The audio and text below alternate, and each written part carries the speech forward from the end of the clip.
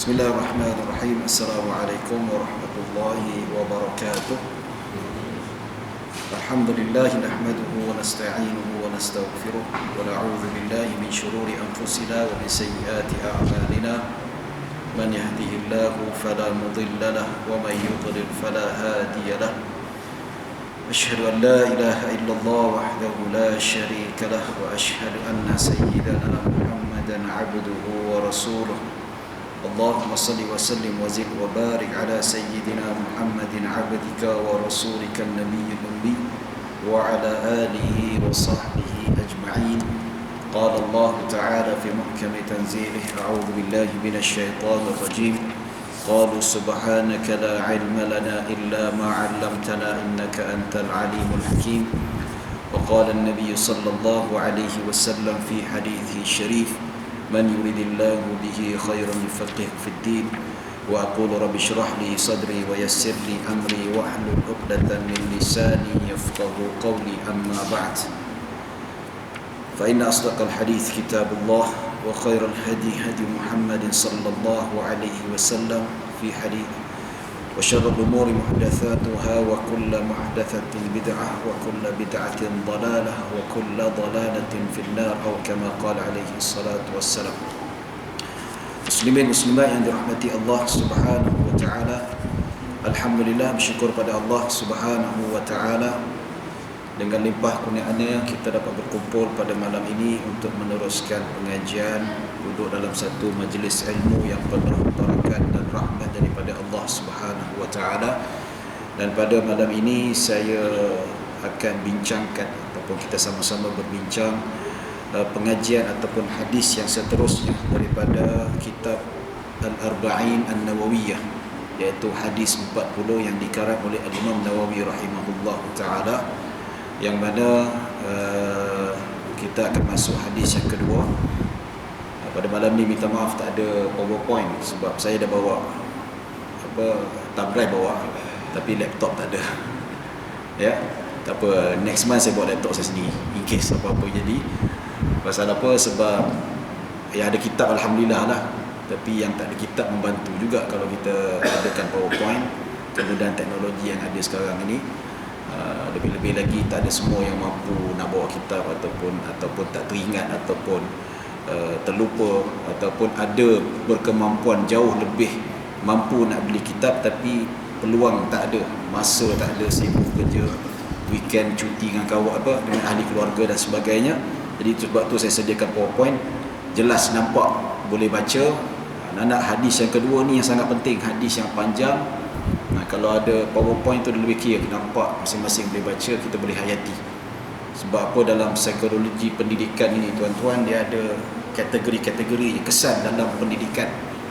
Kalau sekadar mendengar saja, tak ada buku ataupun tak ada rujukan, maka disebutkan sebagai kurang memberi impak. Ya, seperti mana Al-Imam Asy-Syafi'i rahimahullah taala, dia kata apabila belajar itu tanpa nasakh fahuwa dhillun. Ya, dia maksudnya apabila belajar tanpa ada naskhah, ada buku rujukan dan sebagainya, maka dia adalah hina. Hina apa maksudnya? Kualitinya tak ada dalam segi sudut pembelajaran ataupun dari segi sudut disiplin kita menuntut ilmu itu, kesannya kurang bagus, maka memberi kualiti yang tak apa-apa nak baik. Maka bila ada papan hitam, ada PowerPoint, ada buku rujukan, maka resapan ilmu itu masuk ke dalam kita itu lebih baik, lebih sempurna. InsyaAllah bulan depan kita akan start ada PowerPoint yang proper lah. Saya ada type semua sekali dengan terjemahkan ke dalam bahasa Melayu, mudah untuk kita faham dan sebagainya.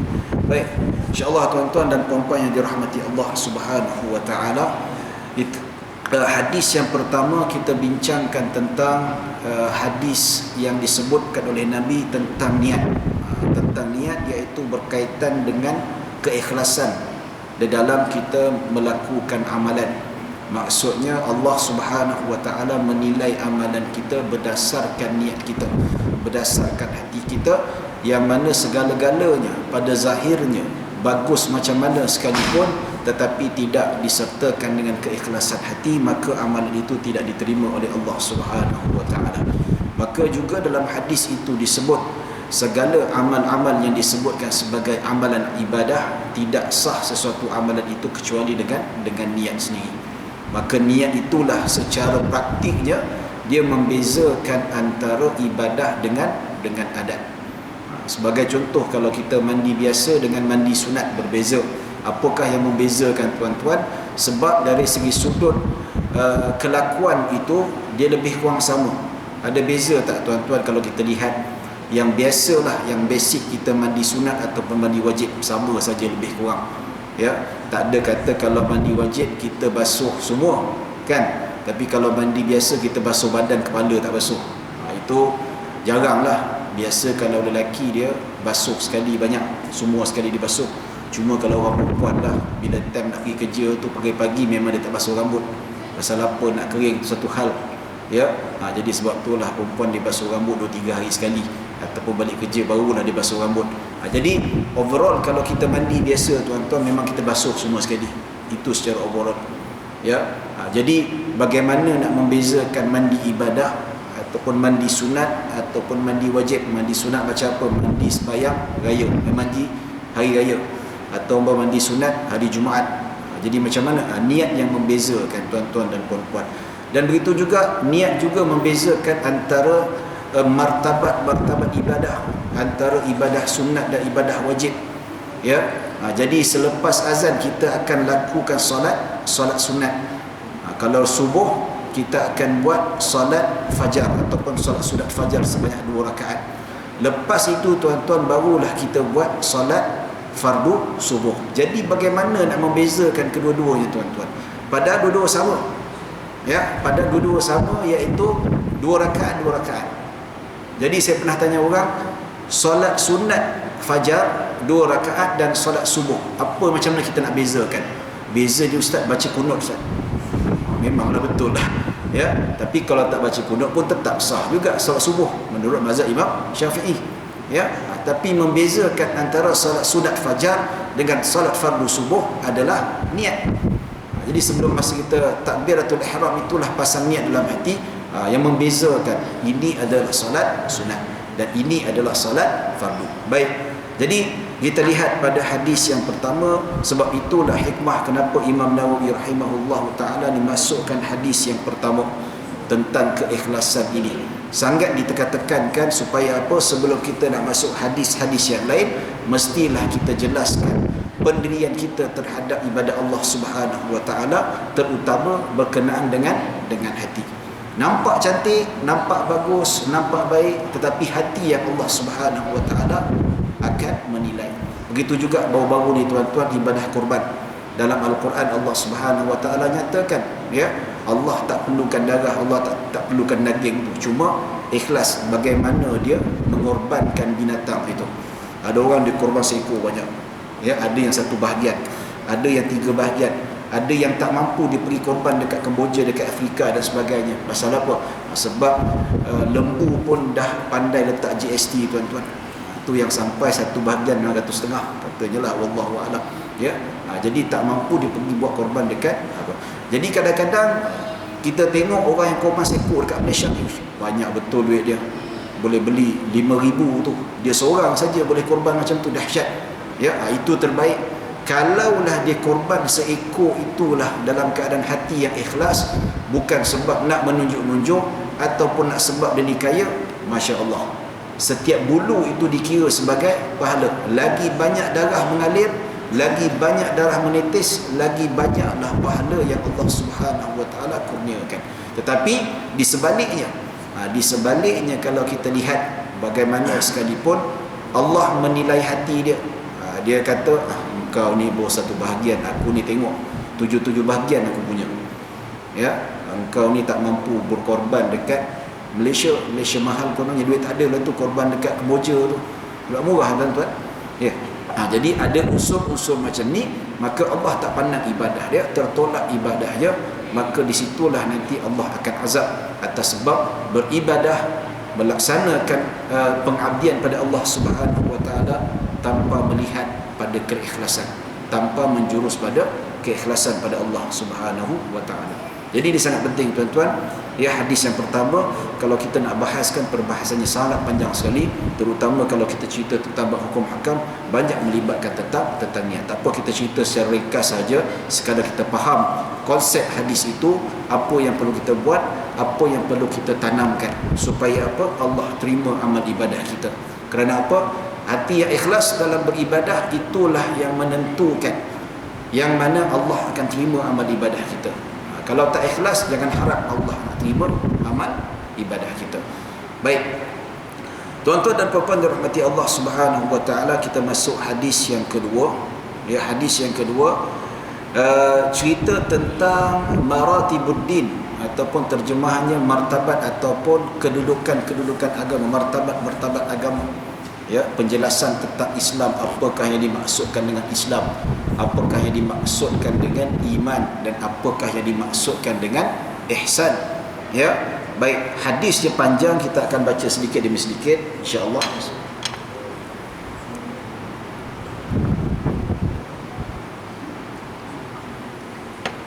Baik, bismillahirrahmanirrahim.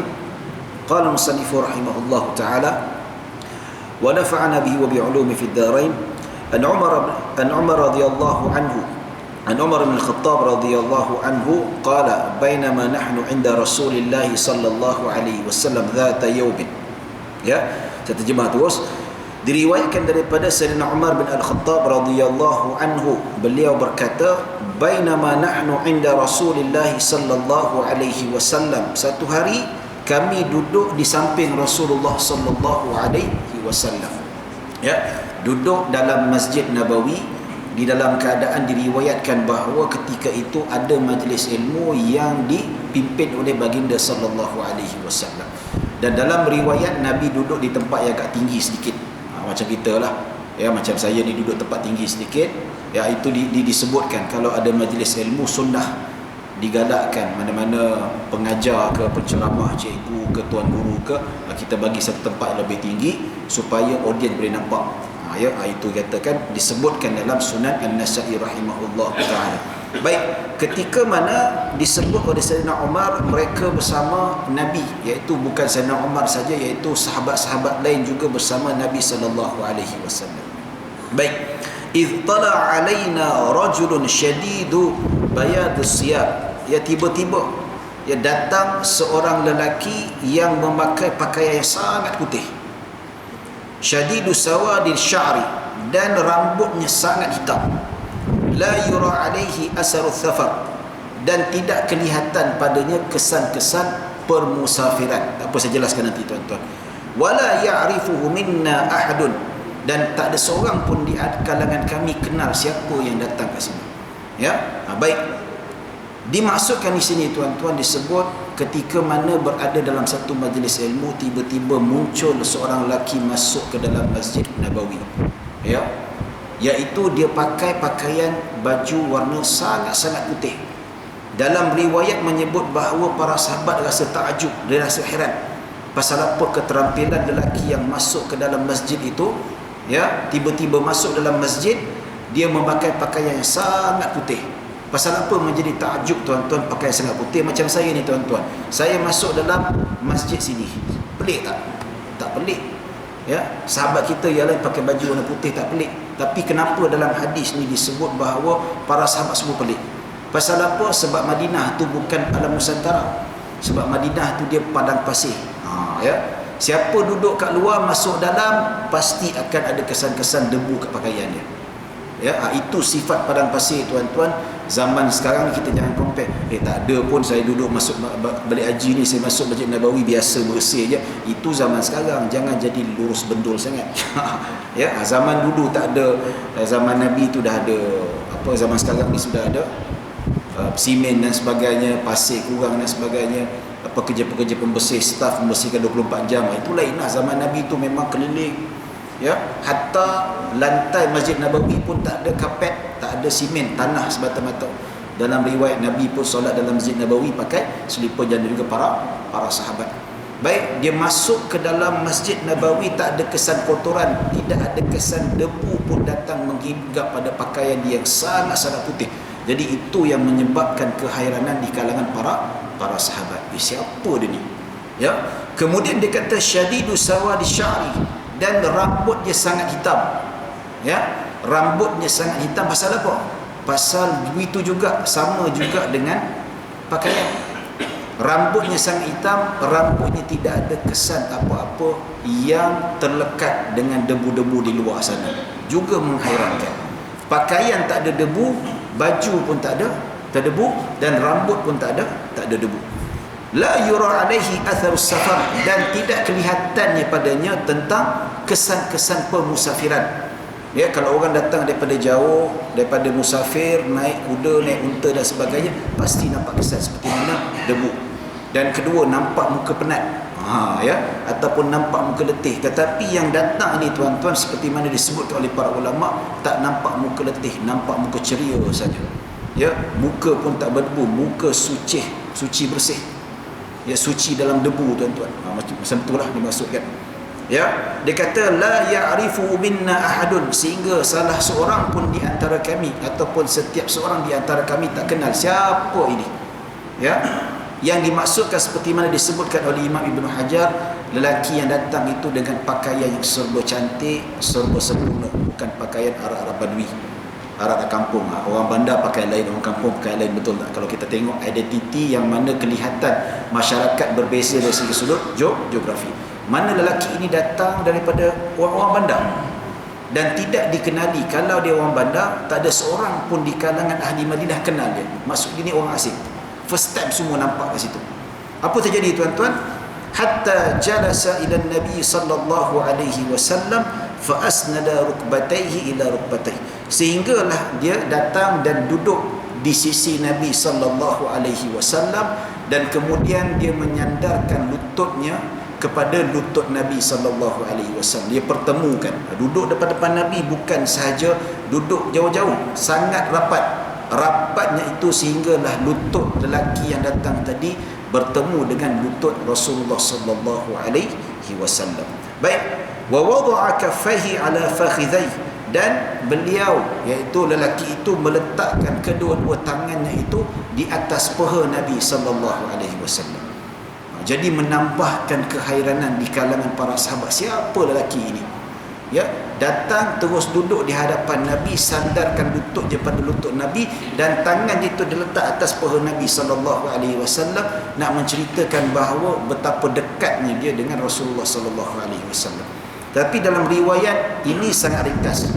Ya, dalam riwayat Sunan Nasai disebut dia datang, diberi salam kat Nabi, Assalamualaikum ya Muhammad. Ya. Lepas tu dia minta izin, boleh tak aku mendekati kamu? Nabi kata dekatilah.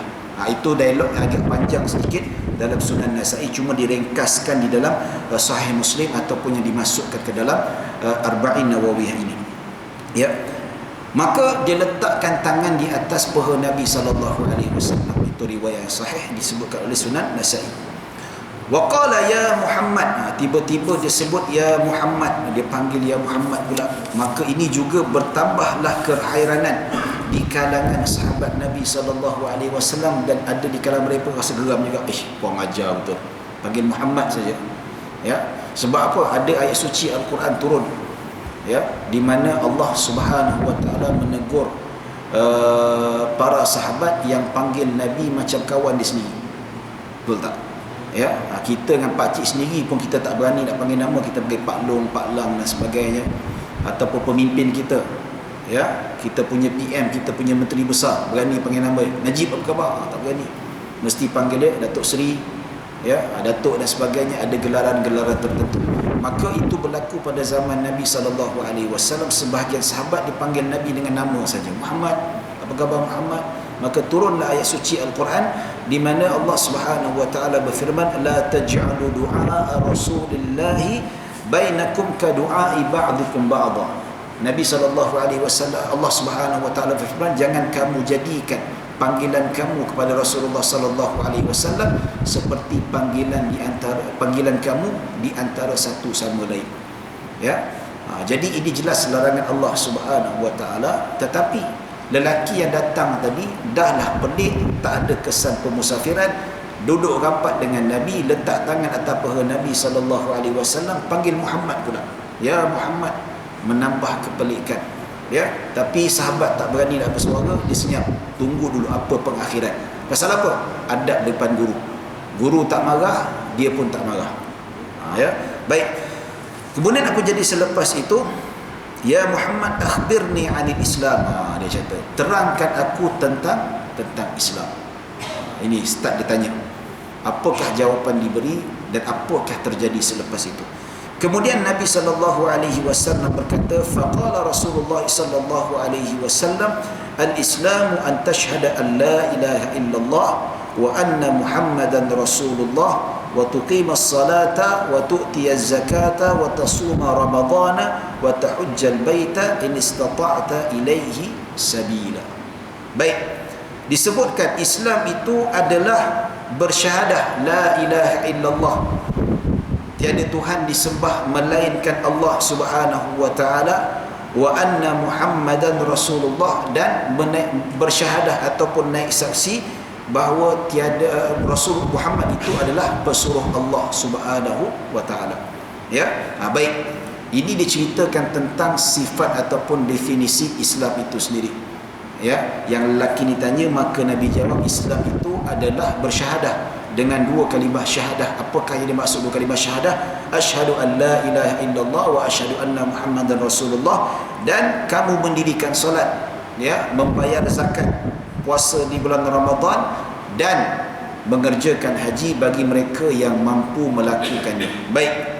Ini definisi Islam yang disudutkan menurut Nabi sallallahu alaihi wasallam.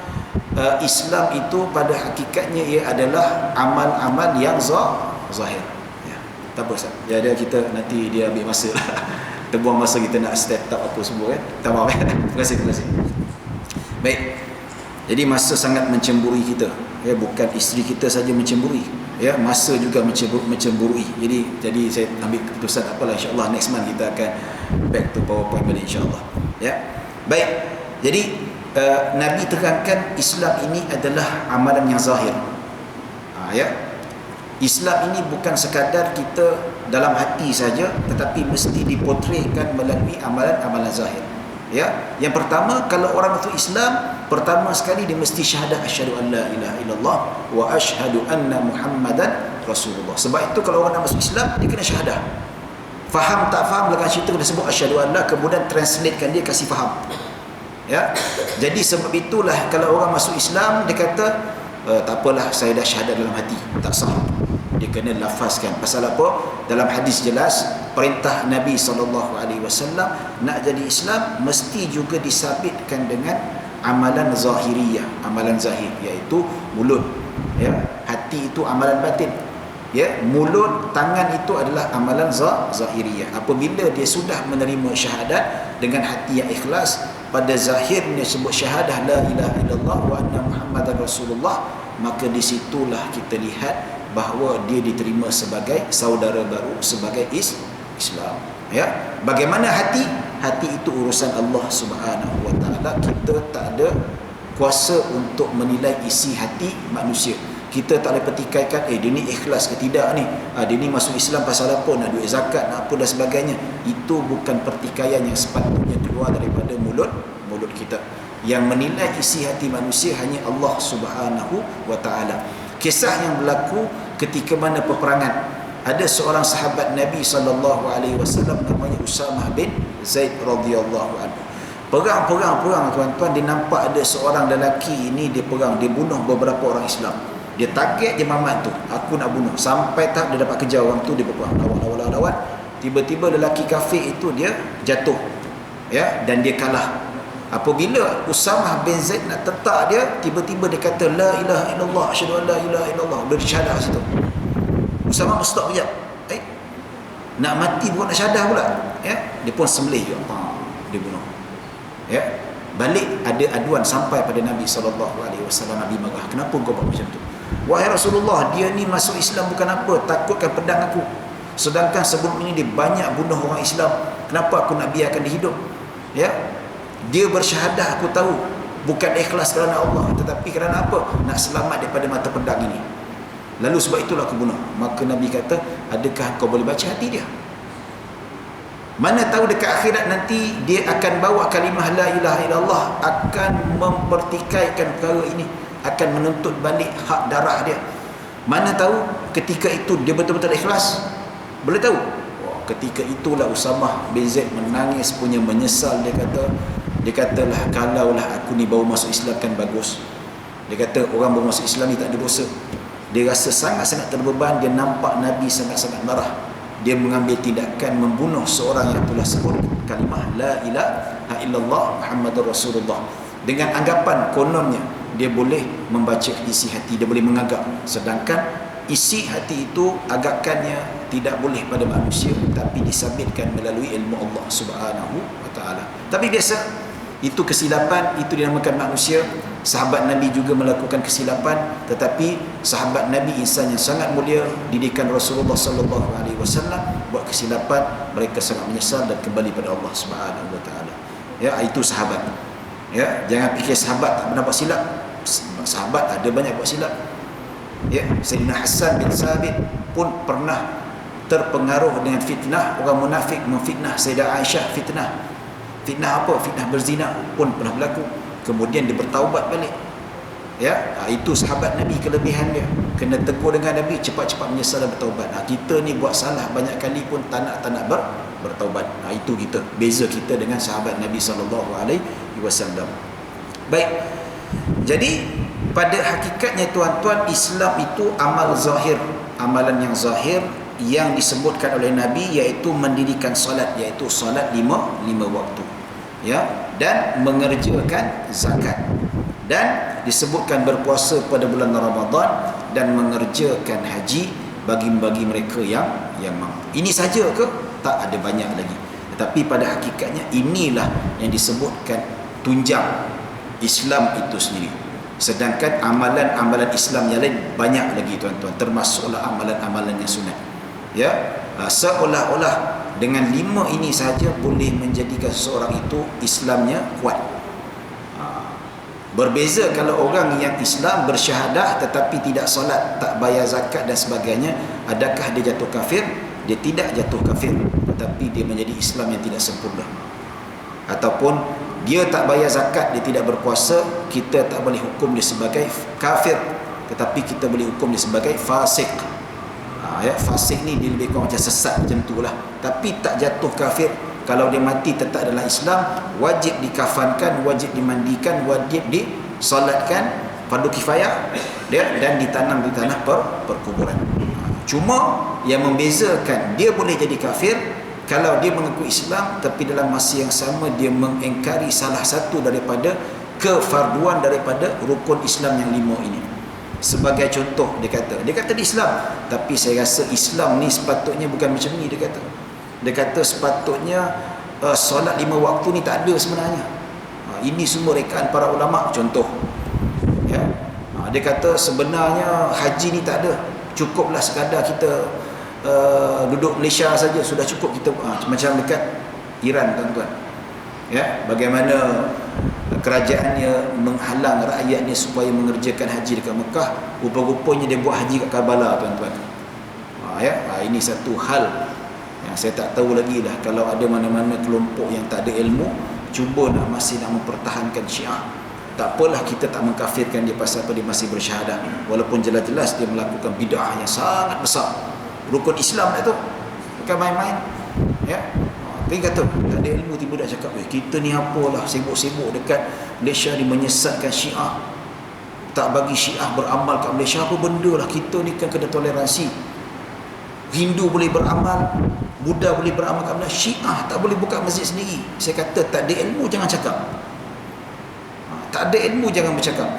Memang kita benarkan orang kafir buat kuil, buat gereja dan sebagainya, ada had-had tertentu sebab mereka adalah orang kafir. Tetapi orang Syiah ni tuan-tuan, dia guna nama Islam, akhirnya dia boleh membawa kepada kesesatan, boleh membawa kepada perpecahan umat Islam. Sebab apa? Seperti mana disebutkan oleh Syekh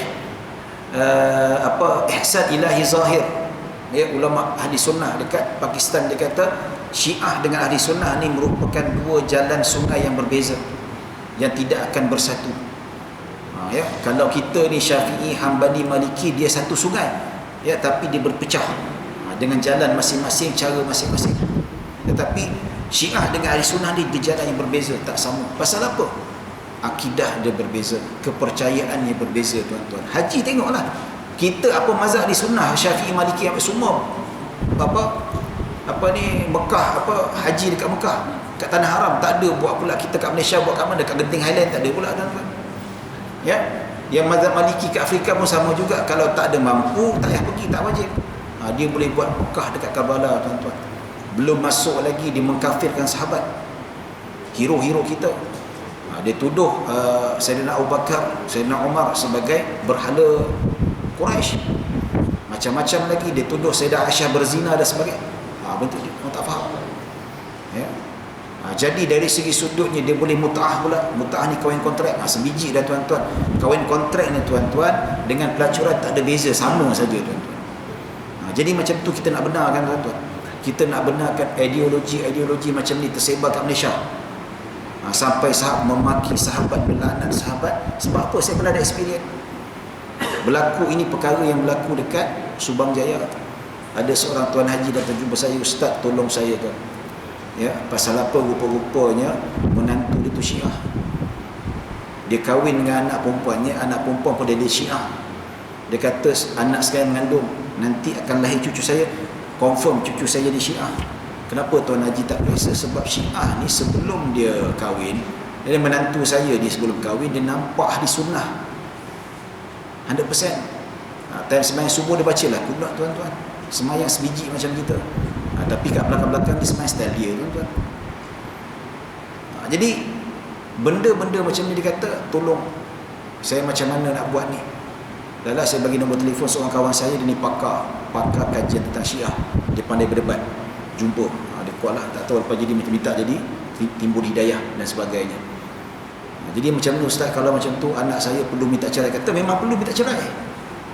Bukan kita nak jatuhkan rumah tangga, tak ada. Tapi kemudaratannya. Belum masuk lagi Syiah mengatakan Al-Quran yang ada ni kurang.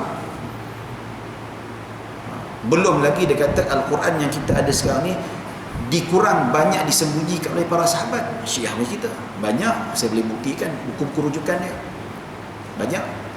Anak zaman sekarang buku rujukan Syiah dalam PDF pun ada, tuan-tuan. Boleh kita tunjukkan kalau nak. Hadis-hadis kita ni, tuan-tuan, Bukhari, Muslim dia tak terima. Dia banyak memakai hadis-hadis palsu. Riwayat dia orang lah kononnya. Jadi jangan, ya. Jadi efek yang berbeza. Kalau orang kafir tak apa, kita bagi hak dia.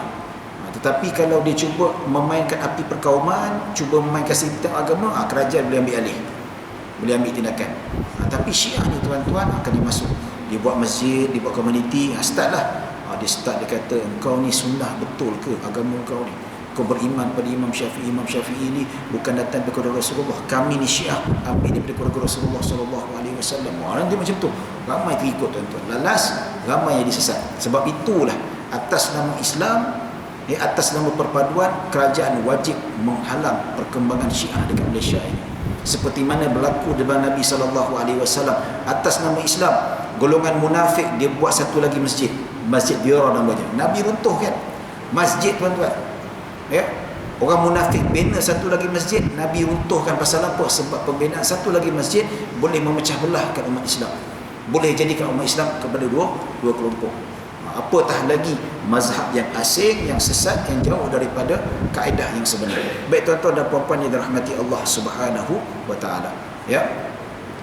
Jadi kita sebutkan tadi, tuan-tuan, macam tadi kalau dia tu orang Islam tapi tak solat, ada duit tak nak pergi haji, ada duit tapi tak nak pergi haji. Memang ada jumpa pengalaman saya, seorang hamba Allah Subhanahu wa taala, umur dah hampir 80. Ya, isteri dia rajin datang kelas saya dan mengadu kita, "Ustaz, saya ni bukan tak ada duit." Ya, memang dia naik kereta, tuan-tuan, kereta dia best-best. Driver datang ambil tu kereta Audi apa tak, tuan, nama tu saya tahu Audi sajalah, ada lagi bulan-bulan Audi lah tu, ya. Tapi jenama belakang tu jenis apa ke, Saga ke, Sedan ke apa, lantar kau lah kereta apa kau nak pakai. Tapi nampak kereta memang mahal sungguh lah, kaya sangat. Dia kata, pasal apa kita panggil dia Puan Hajah? Dia kata jangan panggil saya Puan Hajar, saya ni tak pergi haji lagi. Betul ke? Pasal apa? Kita pelik juga, dia tak pergi haji lagi, duit banyak. Kita dapat tahu dia pergi haji, kita nak panggil dia Puan Hajar, dia tak bagi. Pasal apa dia tak pergi haji lagi? Kenapa Puan tak pergi haji lagi? Ya, pasal suami saya tak nak pergi. Kalau macam tu pergi sendiri. Ya. Kalau ikut polisi tabung haji, konsul Arab Saudi kata wanita yang lebih 40 tahun, 50 tahun boleh pergi sendiri tanpa suami, dia kata. Tapi susah ustaz, nanti dia marah, merajuk dan sebagainya. Pasal apa? Dia memang tak nak pergi haji. Pasal apa? Dia kata kononnya hati tak bersih lagi. Payahlah. Macam ni. Ya. Kata mai sini saya nak jumpa suami. Saya nak jumpa, saya nak cakap dengan dia. Buat appointment. Mana tahu dia dengar cakap saya ke dan sebagainya, tapi sampai sekarang appointment tak dapat lagi. Kita cuba nak bantu kan. Jadi kalau orang macam ni tuan-tuan, dia meninggal tak buat haji, dia bukan dikira sebagai kafir, tetapi dikira sebagai fasik, ahli maksiat. Ya, masuk neraka, kena cuci-cuci, akhirnya akan masuk ke dalam syurga Allah Subhanahu wa taala. Seperti mana Nabi sallallahu alaihi wasallam sabda, man akhiru kalamihi man qala la ilaha illallah dakhala al-jannah. Siapa yang sebut la ilaha illallah ataupun bersyahadat, dia akan masuk syurga. Maksudnya orang yang ada keimanan pada Allah Subhanahu wa taala walaupun mati dalam keadaan maksiat, dia pasti akan masuk ke dalam syurga Allah Subhanahu wa taala satu hari nanti. Kena cuci dosa dan sebagainya. Tetapi berlainan pula kalau dia mengaku Islam tetapi dia mengingkari salah satu daripada rukun Islam ini, dia kata bukannya wajib pun, ya, tak ada dah dalam Islam ni haji-haji ni. Itu kita boleh jatuhkan sebagai hukum kafir. Siasat betul-betul. Betul ke kata haji tak wajib? Betul. Betul ke kata haji ni tidak ada dalam Islam? Betul. Dia boleh jatuh kafir. Pemerintah boleh jatuhkan hukum hudud, bunuh dan sebagainya. Bukan kita. Kita kata ada orang liberal kat sini lah, dia tak mengakui tentang kewajipan solat, kita pun mesti selampak tembak dia tu. Tak boleh. Hukum hudud hanyalah dilakukan oleh khalifah ataupun pemimpin sahaja. Jadi tuan-tuan dan puan-puan dirahmati Allah Subhanahu wa taala, 5 ini adalah rukun. Maksudnya diingkari salah satu daripadanya ataupun menafikan pensyariatannya jatuh kafir. Ya. Tapi contohnya lah dia kata, saya ni tak percaya solat sunat duha ni ada pun. Kafir tak? Dia tak kafir. Ya. Katakanlah dia kata ada orang dia kata saya ni tak yakin lah solat jamak kasar ni. Ya. Nak pergi jamak dia, memang saya pernah keluar musafir dengan dia. Kita pergi ke Pok Diang sana, tuan-tuan pergi sana, memang kita jamak kasar lah. Peluang betul tak? Sunnah Nabi SAW. Tapi nak ikut dia seorang, nak berhenti, hantar, memang tak layan lah dia kata. Kenapa tak jamak kasar dia kata? Nabi sendiri buat. Tak yakin lah. Jatuh kafir tak? Dia tak jatuh kafir. Ya, selagi mana dia masih mengiktiraf solat 5 waktu tu, cuma dia ni kalau tidak mengiktiraf kewujudan adanya jamak kasar, dia jatuh sesat lah ataupun fasik. Ya. Baik tuan-tuan dan puan-puan, kemudian disambung pula qala sadaqta. Pelik lagi tuan-tuan. Kemudian lelaki yang masuk tadi dengan keadaan keterampilan yang sangat bersih, tidak ada kesan debu dan sebagainya, selepas Nabi menjawab apa itu Islam, maka dia kata sadaqta, benar katamu. Pelik. Ya. Macam contohlah kita, ustaz, apakah hukum gini-begini? Ustaz jawab, hukum ni begini-begini. Ustaz betul. Apa jawapan kita? Poyo betul nampak dia. Ketampar kalau ke jemaah katalah kan. Tapi dia kata boleh macam tu, memelikkan, dan Nabi tak marah. Sahabat pun tak berani Nabi tindakan. Pasal apa? Nabi pun senyap dalam keadaan macam tu. Ya. Qala fa'ajibna, maka kami berasa takjub, heran. Ya.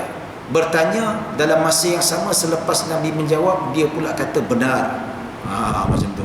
Ya, bab kata orang buat homework, cikgu suruh buat homework, dia sendiri ambil pen merah, dia tanda. Macam tu lah, kan pelik nama dia tu. Baik, apa dia kata lagi?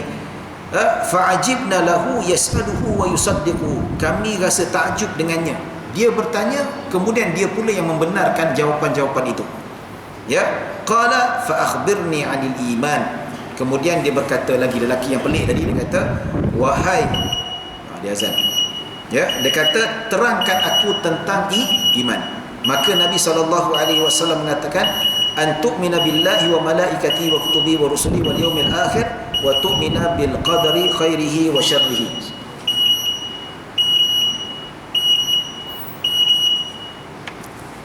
Baik. Kemudian lelaki itu tanya lagi, wahai Muhammad, terangkan kepada aku apakah maksud keimanan. Ya.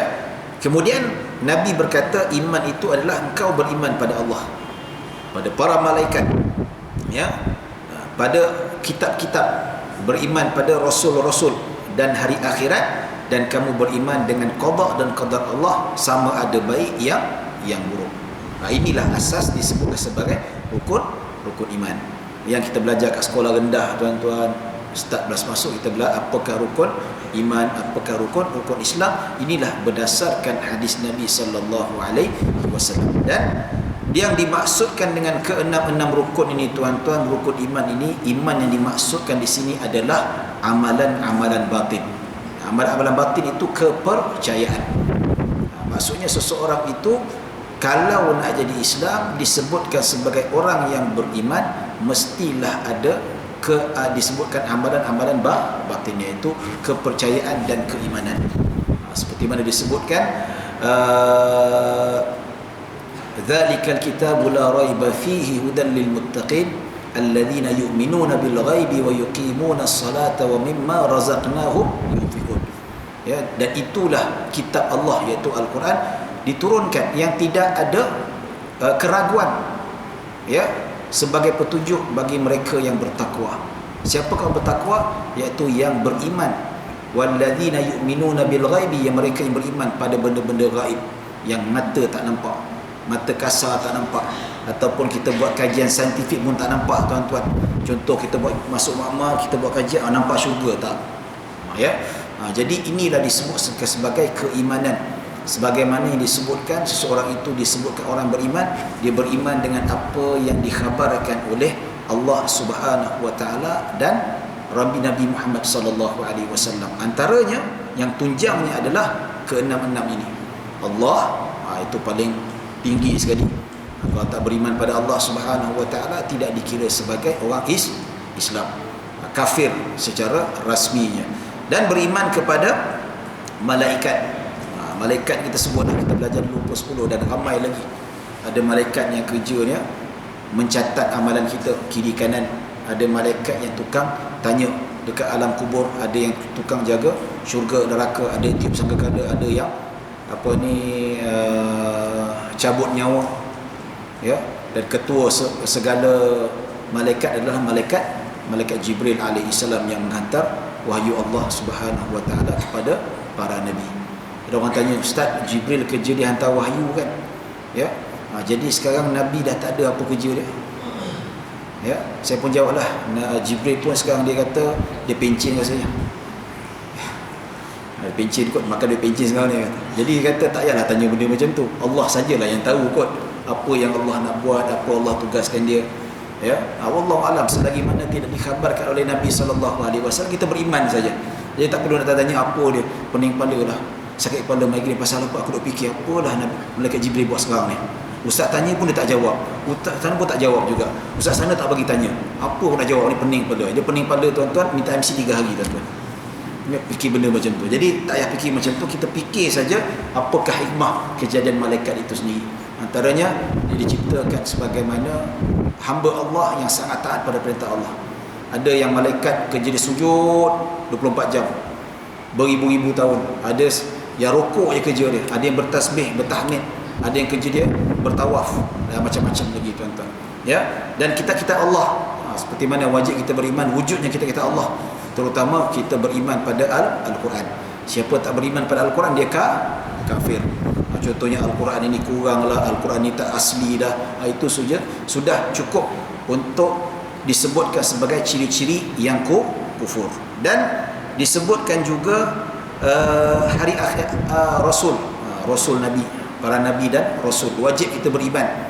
Ya, apa yang disebutkan dalam Al-Quran, apa yang disebutkan dalam hadis, itulah wajib kita beriman. Kalau kita ingkar, maka kafir hukumnya. Contoh kita kata, oh Nabi Musa ni bukan Nabi, tak wujud pun, boleh jadi kafir. Pasal apa? Jelas dalam Al-Quran disebut, ya, kewujudan Nabi Musa alaihi salam.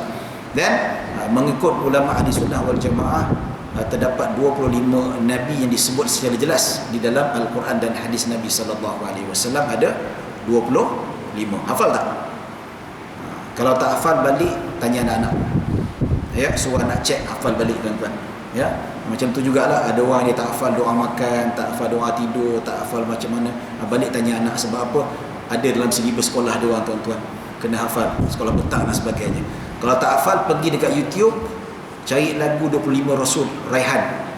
Ya, Adam, Idris, Nuh, Hud, Saleh, Ibrahim, Lut, Ismail. Saya dulu pun confuse tuan-tuan. 25 ustaz pun confuse juga, jangan main. Ya, tapi semenjak ada lagu Raihan itulah membantu juga tuan-tuan, turutan tak ada masalah. Cukup 25 tuan-tuan. Ya, hafal mula-mula Islam. Itu pun susah juga tuan-tuan, ya. Pun masalah juga, sebab apa? Kehidupan kita memang deal dengan kalender Masihi. Hafal lagu Raihan juga bulan-bulan Islam. Muharram, Safar, Rabiul Awal, Rabiul Akhir. Jangan ingat Muharram, Safar, Syawal, cerita apa Piramli tu. Muharram, Safar, itu jadi ingat. Ya. Bulan-bulan Islam kalau kita tak ingat pun, at least tahulah, sebagai orang Islam tahu tentang bulan-bulan Islam. Sekarang macam-macam ada lagu untuk kita ingat fakta-fakta Islam. Kalau doa orang yang dah kahwin pun senang, ada doa dia macam mana. Lagu Mahir Zain, barakallahu lakuma wa baraka alaikuma wa ja'ala bainakuma bi khair. Tak hafal, nyanyi lagu tu. Barakallahu lakuma wa baraka alaikuma wa jama'a bainakuma. Kan dia pelik dah bila nak habis nyanyi ni. Dia pun tunggu beratur ramai nak salam dengan dia tuan-tuan. Ya, tapi tak apalah, okeylah, ini didoakan ikut sunnah Nabi sallallahu alaihi wasallam. Ya, dan hari akhirat. Ya, hari akhirat, hari kebangkitan, hari selepas kematian. Itu beriman, wajib kita beriman. Tak beriman, dia boleh jadi kufur. Wa tu'mina bil qadari khairihi wa syarrihi. Qada qadar Allah, beriman pada segala ketentuan Allah Subhanahu wa taala yang baik ataupun buruk, iman ataupun tak baik. Orang itu mati dalam keadaan Islam, lahir dalam keadaan Islam adalah ketentuan Allah. Seseorang itu lahir dalam keadaan kufur, mati dalam keadaan kufur adalah ketentuan Allah Subhanahu wa taala. Ada mazhab akidah dia kata tak, yang baik saja ketentuan Allah, keburukan adalah ketentuan manusia sendiri. Ya. Betul, secara adat kita kata macam tu. Saya lepas ceramah, yang baik daripada Allah Subhanahu wa taala. Kekurangan, kealpaan datang daripada diri sendiri. Itu adab namanya. Tapi hakikat segala-galanya daripada Allah Subhanahu wa taala. Ada orang tanya, ustaz, macam mana orang itu ditakdirkan mati dalam keadaan kafir? Buat apa dia beramal? Saya tanya balik, dia tahu ke mati dalam kafir? Dia tahu ke penghujung dia mati macam mana? Kalau tak tahu, itu bukan urusan kamu. Berusaha saja. Allah suruh berusaha. Ya. Macamlah kita tahu kita saya ni memang mati dalam keadaan kafir, tak payahlah. Ataupun saya mati dalam keadaan maksiat, tak payah beribadat. Tak boleh macam tu. Kita tak tahu. Wala tadri nafsun madza taksibu ghadan. Seseorang itu tak akan tahu apa yang akan dapat pada besok hari. Jadi dia tak tahu penghujung macam mana. Kalau tak tahu penghujung macam mana, berusaha untuk mendapat penghujung yang terbaik. Ya. Baik, itu disebut secara ringkasnya. Kemudian disebut dikata lagi sadaqta, betul. Kali kedua dia cakap betul, lagi menambahkan kehairanan. Baik, ringkasan terus kita habiskan. Fa akhbirni 'anil ihsan, ditanya lagi, terangkan aku tentang ihsan. Ihsan apa tuan-tuan? Dari segi bahasa, ahsana yuhsinu ihsanan, iaitu ahsana itu memperbaikkan. Kalau dia berjalan, dia memperbaikkan perjalanannya. Kalaulah dia buat rumah, dia memperbaikkan buatan rumahnya. Kalau dia belajar, dia memperbaiki perbelajaran. Maksudnya segala amalan itu dilakukan secara kualiti. Ya. Maksudnya apakah perbuatan yang berkualiti? Apakah maksud memperkualitikan sesuatu itu? Ya, sebagai contoh, kalau kita solat, mesti solat dalam keadaan berkualiti. Sedekah, mestilah sedekah yang kualiti. Ya. Bayangkan tuan-tuan, kualiti kerja kita di hadapan bos, di belakang bos, terang mana lagi bagus? Ya. Kerja depan bos lagi hebat. Tak ada masa nak tengok Facebook, betul tak? Tak ada masa nak tengok YouTube. Tempat saya tu kerja kadang-kadang ialah budak-budak production ni kadang tak ada kerja, kita tengok habis tengok YouTube lah, tengok movie lah, dia download tu. Kita nasihat lah, benda ni tak bagus sebenarnya, bukan amanah. Tapi di depan bos berani tak? Oh tak ada kerja, cari kerja tuan-tuan. Ya, cari kerja macam tu. Jadi itulah disebutkan. Apa Nabi kata? Al-ihsan itu anta abudullah ka'annaka tarah. Sesungguhnya engkau beribadah itu seolah-olah engkau melihat Allah Subhanahu wa taala. Fa in lam takun tara fa innahu yaraka. Ya, dan sesungguhnya jikalaulah kamu tidak melihat dia, seolah-olah dia melihat kamu. Maksudnya apa? Ihsan itu kita melakukan ibadah dengan sekualiti mungkin. Bagaimana sekualiti mungkin tuan-tuan? Kita seolah-olah kita melakukan ibadah, Allah nak pantau kita tuan-tuan. Jadi bila kita rasa kita melihat Allah depan mata kita, kita rasa Allah memantau kita, macam mana solat kita? Khusyuk, tawaduk, boleh menangis tuan-tuan, baca Al-Quran dengan khusyuk tak fikir apa-apa. Ya, ini sebaik Allahu Akbar, ada start dah, duk fikir. Imam baca wadduha panjang pula baca, aku nak tengok cerita apa saya baru tengok tu, Abang Bomba, Abang Bomba I love you. Bomba boleh tajuk cerita tuan-tuan. Lepas ni Abang JPJ boleh, ya, Abang Polis, ya, Abang MP Bandar Shah Alam boleh nanti, MBSA, macam-macam tuan-tuan. Ya, tak apalah, itu lantak lah kan. Cuma nak tengok-tengok, tapi bila tak sembahyang ingat Abang Bomba. Ya, dah tak khusyuk dah tuan-tuan, tak ingat, tak hayati apa dia belajar, macam-macam. Ya, baik. Kemudian dia kata fa akhbirni anis saah, dan terangkan aku tentang hari kiamat. Ya, kemudian Nabi kata mal mas'ulu anha bi'alami minas sa'il. Ya, sesungguhnya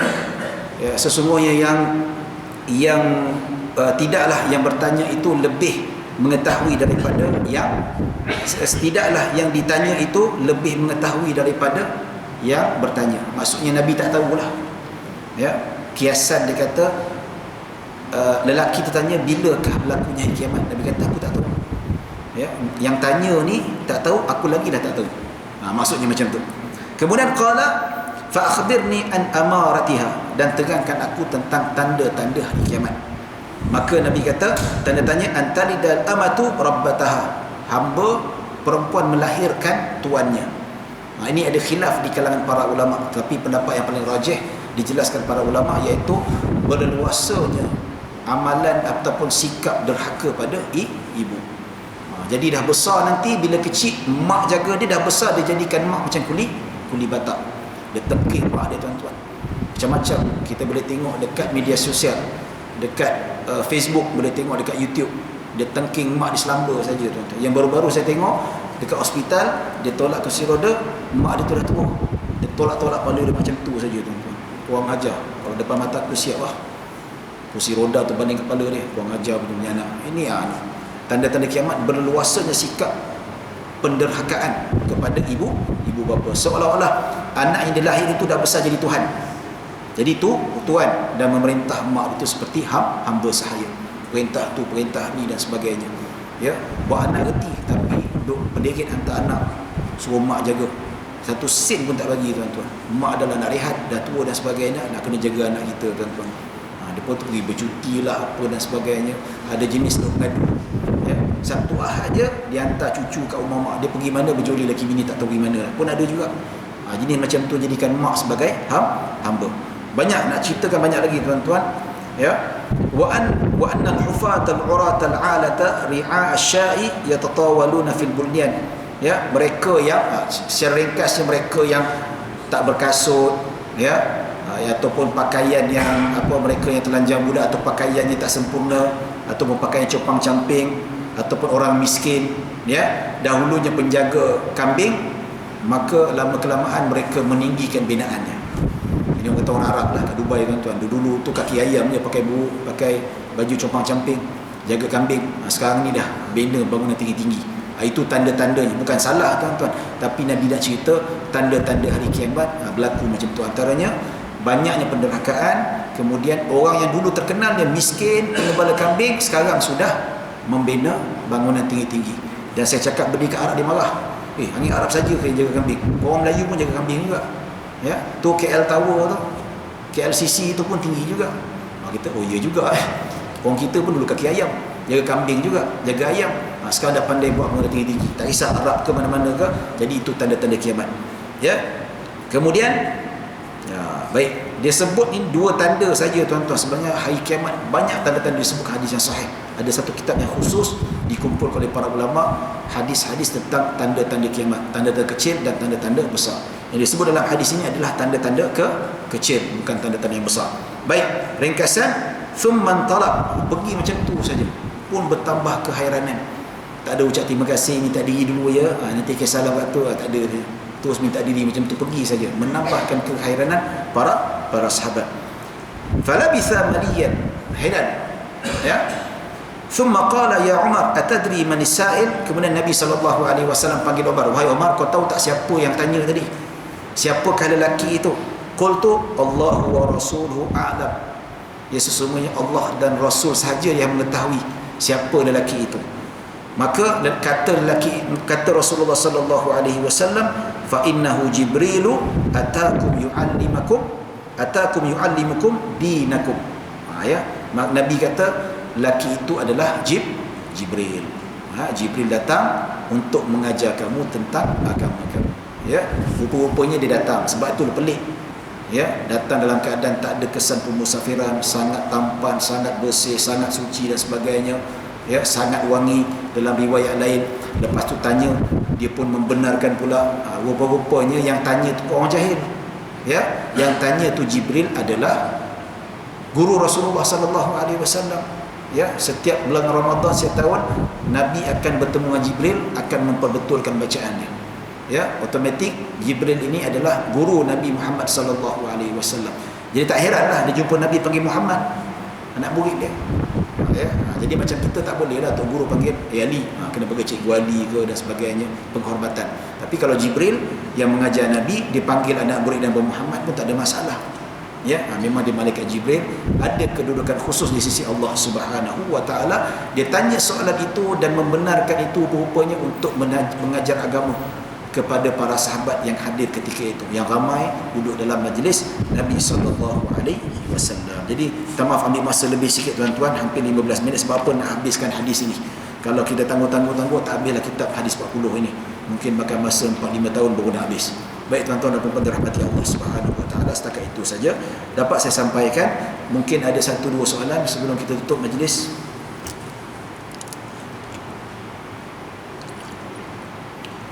Baik, kalau tak ada setakat itu saja. Saya mohon maaf salah silap yang baik daripada Allah Subhanahu wa taala, kekurangan kealpaan datang daripada diri saya sendiri.